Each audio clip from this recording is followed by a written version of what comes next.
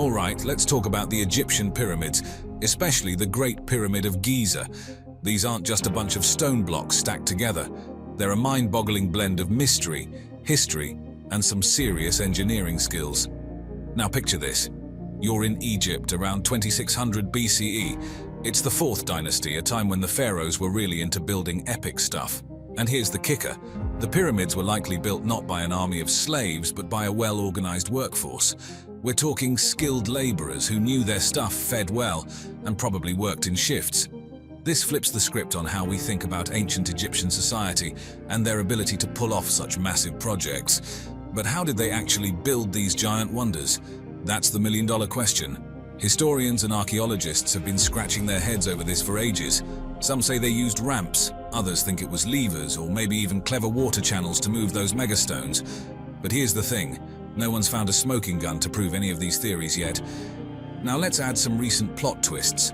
Archaeologists have dug up a workers' village and some ancient papyri that give us a sneak peek into how things might have been done. These finds are like ancient construction logs and lifestyle blogs rolled into one. They show us how the workers lived and hint at a pretty sophisticated management system.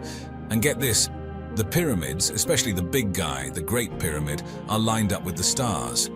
We're talking precision alignment with Orion's belt. This tells us that the ancient Egyptians weren't just master builders, they were also stargazers and possibly deep thinkers about the cosmos. So what we've got here are not just piles of stones, but a symbol of ancient Egypt's tech savvy, their social structures and their cosmic curiosities. The more we dig into the pyramids, the more they reveal about a civilization that was way ahead of its time. They're like a 4,500-year-old puzzle that's still challenging us today. Now going underwater, let's talk about Atlantis, the legendary city Plato chatted about way back in ancient Greece. He described this place as some kind of super civilization. Think advanced tech, big ships, and a whole lot of power. But here's where it gets spicy. Was Atlantis an actual city that got a one-way ticket to the bottom of the ocean, or was Plato just spinning a yarn with a moral twist? The hunt for Atlantis is like the ultimate treasure hunt. People have been looking everywhere. The Mediterranean, the Caribbean, even way out places like the Azores and Antarctica. But guess what? No one's found a shred of proof that Atlantis was a real place. It's like the world's most elusive. Where's Waldo? Now, with all our modern gizmos and gadgets like underwater archaeology tools and satellites, you'd think we'd have found it by now if it was out there. But nope, Atlantis is still playing hard to get. This hasn't stopped us from being obsessed with it though. Atlantis isn't just a possible ancient city, it's a cultural icon. It's in movies, books, and all sorts of theories about what went down in ancient times. What's really cool about Atlantis is that it keeps our imagination fired up. Was it real? Was it just a story? Either way, it's a reminder of how fascinating and mysterious human history can be. Atlantis is like a symbol of what we know, what we don't know, and what we wish we knew about the ancient world. Whether it's fact or fiction, it's a story that's not going anywhere anytime soon. Now moving on to the Indus Valley civilization, a real brain teaser from ancient history. This civilization, which popped up around what's now Pakistan and India, was super advanced for its time. We're talking about a place with cities like Mohenjo-daro and Harappa that had killer urban planning, drainage systems that would put some modern cities to shame, and even multi-storied brick houses. These guys knew what they were doing when it came to city life. But here's the kicker, their script. It's like ancient code that no one's been able to crack. These little symbols on seals and pottery could tell us so much, but they remain a mystery. It's like they left us a message we just can't read. They were also pretty savvy with their hands. The stuff they made, from seal carvings to metallurgy and pottery, shows they had some serious skills. But then, around 1900 BCE, things started going south. Cities got abandoned, and that impressive urban life just fizzled out. What happened? Well, there's a bunch of theories. Maybe the climate changed and they couldn't grow enough food. Or perhaps earthquakes shifted the rivers and messed up their farming and water supply. And then there's the idea of invasions, but there's not much to back that up archaeologically. Archaeologists are still digging up clues, trying to piece together how these folks lived, what they traded, and how their society worked. And it's not just archaeologists, linguists, environmental scientists, and a bunch of other smart people are in on this too. The fall of the Indus Valley civilization is one of those great mysteries that keeps historians and archaeologists up at night. Despite all the stuff we've dug up, the big question, why did it all come to an end, still hangs in the air. It's a reminder of just how complex and intriguing ancient human societies were. Let's talk about the Nazca Lines in Peru. These aren't just any old lines in the sand. They're a massive collection of artworks that you can only really appreciate from way up in the sky. We're talking over 800 straight lines, 300 geometric shapes, and around 70 designs of animals and plants. Imagine drawing a giant spider, monkey, or even a shark in the desert and not being able to see it from above. That's what the Nazca people did between 500 BCE and 500 CE. Now, how did they do it? They scraped off the top layer of reddish-brown pebbles to reveal the lighter earth underneath. The precision is mind-blowing, especially since they couldn't hop in a helicopter and check out their work from the air. So, why did they make these lines? That's the million-dollar question. Some think they were for astronomical purposes, like lining up with certain stars or celestial events. Others reckon they were part of rituals to get the gods to send some much-needed rain to their dry desert. There have been some wild theories over the years, like ancient astronauts using them as a sort of airport, but there's not much to back that up. With today's tech like drones and satellites, we're getting a better look at these lines and discovering new ones. They're so important that UNESCO's stepped in to protect them, making sure these ancient artworks stick around for future generations to puzzle over. The Nazca Lines are more than just drawings. They're a testament to human creativity and our desire to leave a mark on the world. They keep historians and archaeologists guessing and remind us that there's still so much we don't know about our past. Let's dive into the mystifying world of the Voynich manuscript. This thing is like the ultimate puzzle from the 15th century that no one has cracked yet. It's filled with writings in a language or script that's like nothing else on Earth. Linguists, cryptographers, and even AI have taken a crack at it, but it's still as mysterious as ever.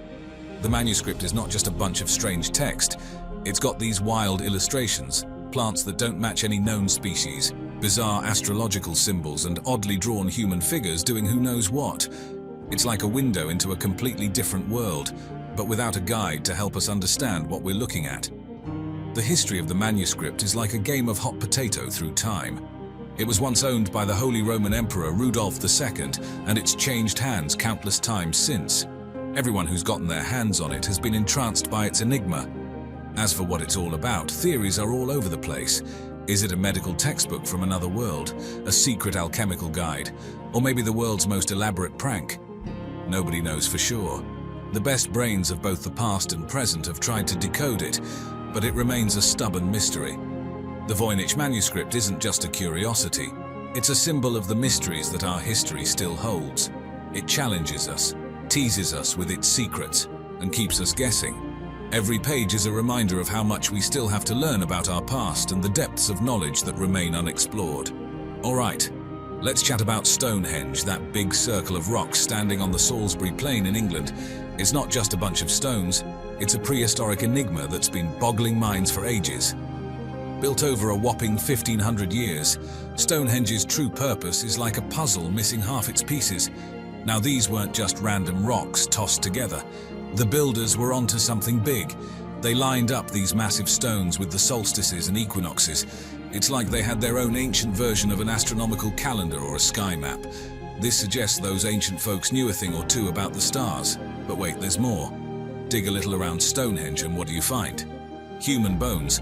This led some brainy folks to think maybe it was an ancient burial ground, kind of a VIP cemetery for the big shots of the time. There are a ton of theories out there about Stonehenge. Was it a religious site, a prehistoric party zone, a healing ground? We're still trying to piece it all together. And while we've dug up some clues, a lot about Stonehenge keeps us guessing. What's really cool about Stonehenge is how it keeps our imaginations running wild. It's not just an ancient site, it's a symbol of mystery, a reminder of how our ancestors tried to make sense of the world around them. So, while we might not have all the answers about Stonehenge, it's definitely one of those mysteries that keep the past intriguing and alive. Dive into the world of the Terracotta Army, an epic archaeological treasure that's like a time capsule from ancient China. This isn't just a bunch of statues, it's a whole army of life-size terracotta warriors buried with China's first emperor, Qin Shi Huang. We're talking thousands of soldiers, each with a unique face. No cookie-cutter molds here. These figures are a showcase of ancient Chinese craftsmanship and technology. Each warrior, from his hairstyle to his armor, was crafted with incredible detail, making the whole army not just a protective force for the emperor in the afterlife, but also a display of the empire's power and skill. But here's the kicker. The Terracotta army is just one part of a massive complex that's like a version of the emperor's palace underground. It's all part of this grand plan to keep the emperor safe and comfy in the afterlife. A testament to the ancient Chinese beliefs about life after death. Archaeologists are still digging up new stuff there, and every find is like a puzzle piece giving us a clearer picture of ancient China. It's not just about how cool these statues look, it's about understanding the people who made them, how they lived, and what they believed. The whole Terracotta army thing is fascinating. It's like a blend of art, history, and mystery, all wrapped up in clay. It's a reminder of how advanced and complex ancient civilizations were, and there's still so much more to learn from them. Every time you think you've got it figured out, the Terracotta army throws another curveball your way. History is filled with unexplained mysteries, and while we've made great strides in understanding our ancient past, there are still many questions that boggle the mind. Let's dive into some ancient mysteries you probably didn't know. Death Valley, located in eastern California, holds the title as the hottest place on Earth, with temperatures soaring up to 134 degrees Fahrenheit. Amid this sweltering desert, a peculiar phenomenon has baffled observers for decades. Rocks, some weighing as much as 700 pounds, move across the flat valley floor, leaving snaking trails behind them. These are no ordinary trails, they can stretch for hundreds of meters. At first, many theories were postulated to explain these mysterious movements. Some believed that strong winds, in combination with the valley's slick, muddy floor after a rain, could push these boulders across the ground. Others thought that maybe ice, forming around the stones during the cold nights and breaking during the warm days, might play a part in their inexplicable movement. Recent research, however, has provided a somewhat satisfying explanation. Scientists observed that under certain winter conditions, rain would create thin sheets of ice under these rocks. As the morning sun broke, the ice would crack, and with a gentle nudge from light winds, these ice panels, carrying the rocks with them, would start to slide and eventually break up, leaving the rocks at their new location and the winding trails behind. Yet even with this theory, many questions remain. The conditions required for such movement are so delicate and precise that it's truly a marvel of nature to witness the phenomenon. The Roman Ninth Legion, also known as Legio IX Hispana, is a story steeped in mystery and speculation. This legion, which comprised about 5,000 soldiers, was one of the most prestigious and battle-hardened units in the vast Roman army. Established in Spain around 65 BC, the Ninth Legion played pivotal roles in several Roman campaigns, including Julius Caesar's invasions of Gaul and Britain. However, after their last known documented appearance in Britain in AD 108, the trail of the Ninth Legion goes cold. What happened to these thousands of Roman soldiers? Theories are abundant. One popular account, albeit highly speculative, is that they were dispatched further north to deal with Caledonian tribes in modern-day Scotland and met a grisly end. This theory suggests that they could have been ambushed and massacred by local tribes, a narrative fueled by the film The Eagle and the novel it was based on, The Eagle of the Ninth. Another theory proposes that they might have been stationed at the eastern edges of the Roman Empire, perhaps facing Persian forces, and met their demise there.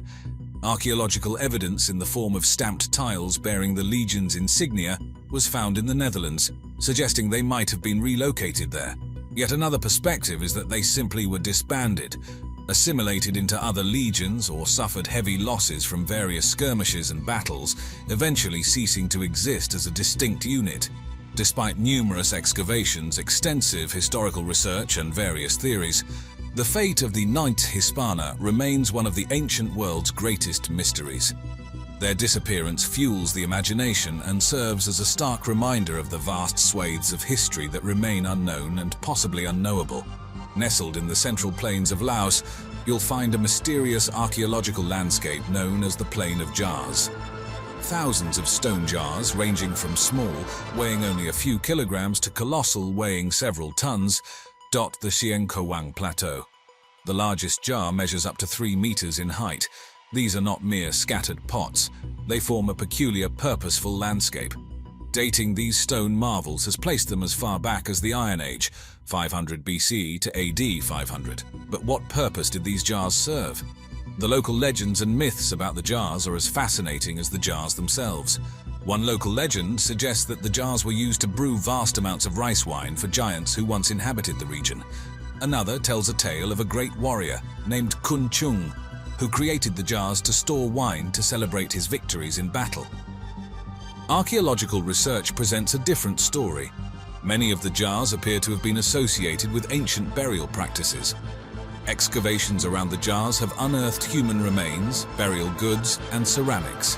It's hypothesized that the jars might have been used in prehistoric burial rituals, where bodies were left to decompose or distill before the final burial. The exact specifics of these practices remain enigmatic, as does the civilization that created them. With the vast number of jars and their immense weight, one must wonder about the societal organization, belief systems, and technical know-how of the people who carved and transported these stone containers across the plateau. The mysterious sea peoples stand out as one of the most puzzling and intriguing elements of ancient Mediterranean history. We first learn of them through Egyptian sources, where Pharaoh Ramesses III, in the 12th century BC, boasts of his triumph over these enigmatic invaders in inscriptions at Medinet Habu. Who were the sea peoples? This question has stumped historians and archaeologists alike. The inscriptions depict them not merely as raiders, but as whole families, men, women, and children, moving by land and sea, indicating migrations and perhaps the search for new lands to settle. They appear to have been a confederation of various tribes and groups, with names like the Shurden, Luca, and Peliset, many of which cannot be definitively linked to known cultures or regions. Their sudden appearance and their role in the widespread upheavals and collapse of the late Bronze Age civilizations of the Eastern Mediterranean have been the subject of much speculation. Some theories suggest they originated from the Western Mediterranean or the Aegean Sea, driven to migrate due to factors like climate change, societal unrest, or economic pressures. Their impact was profound. Several well-established kingdoms and empires, like the Hittites and the Mycenaean Greeks, declined or fell around this period. While it's reductive to blame the sea peoples solely for these collapses, they certainly played a significant role in the disruptions. The sea peoples also left a lasting legacy. One group among them, the Peliset, is believed to have settled in the coastal regions of Canaan, and are often identified with the Philistines, the famed adversaries of the Israelites in biblical narratives. Despite the extensive records of battles against them and the attempts to depict them in art and inscriptions, the origins, motivations, and the very identity of the sea peoples remain shrouded in mystery, making them a captivating subject in the annals of ancient history. Deep within the Temple of the Inscriptions in Palenque, Mexico, lies the tomb of Kinich Janaab Pakal, or Pakal the Great, one of the most famous rulers of the Maya civilization. This tomb, with its ornate sarcophagus, was hidden from the modern world until its discovery in 1952. Pakal ruled the city-state of Palenque for an impressive 68 years, and his reign marked a golden era for the city. But what makes him truly intriguing to the modern observer isn't just his historical significance, but the mysteries surrounding his tomb, especially the intricately carved lid of his sarcophagus. The sarcophagus lid showcases an elaborate scene. Pakal at the center, with intricately detailed cosmic and mythological symbols all around him. To some, it appears as if Pakal is falling into the jaws of the underworld, or perhaps rising to the heavens. To others, it seems as though he is operating or interacting with some form of machinery, which has led to numerous alternative theories about its interpretation. One of the most sensational interpretations, though not supported by mainstream archaeology, is that the depiction shows Pakal piloting some kind of spacecraft, with references to what appear to be flames and controls. This has led to a subset of theories about ancient astronauts and extraterrestrial influence on ancient civilizations, particularly the Maya. However, mainstream archaeologists interpret the carvings on the sarcophagus as symbolic representations of Pakal's journey to the afterlife and his transition into godhood, with elements of Maya cosmology and mythology interwoven. Regardless of one's interpretation, the intricate details and the unparalleled artistry make the sarcophagus of Pakal a testament to the sophistication and depth of Maya culture.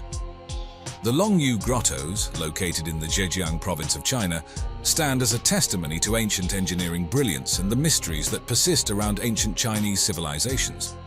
Discovered in 1992 by local villagers in Longyou County, these man-made caves date back to at least 2,200 years ago during the Qin dynasty, though their origins could be even older. The grottos are not just simple caves. They represent an extensive excavation covering over 30,000 square meters. What's astonishing is the precision involved. Each cave reaches depths of up to 30 meters and features uniformly chiseled walls and ceilings with intricate markings and patterns reminiscent of decorative bamboo matting. The caves also have rooms, bridges, pools and gutters, with pillars carved out of the rock to support the ceilings. The questions that have puzzled researchers are many. What tools were used to create such precise and massive structures, especially given the absence of any tool marks? For what purpose were these grottos made? Some theories suggest they were used as tombs, while others believe they might have served as astronomical observatories or even places for social gatherings. Another perplexing fact is the absence of historical records or mentions of the Longyou Grottoes in any known texts, given their grand scale and the effort that must have been involved in their construction. This is especially curious when considering the meticulous nature of Chinese historical documentation. Furthermore, the sheer volume of rock that would have been removed during the excavation is estimated to be 1 million cubic meters. Yet, where this massive quantity of material ended up remains a mystery. No debris piles or traces of the removed rock have been found nearby.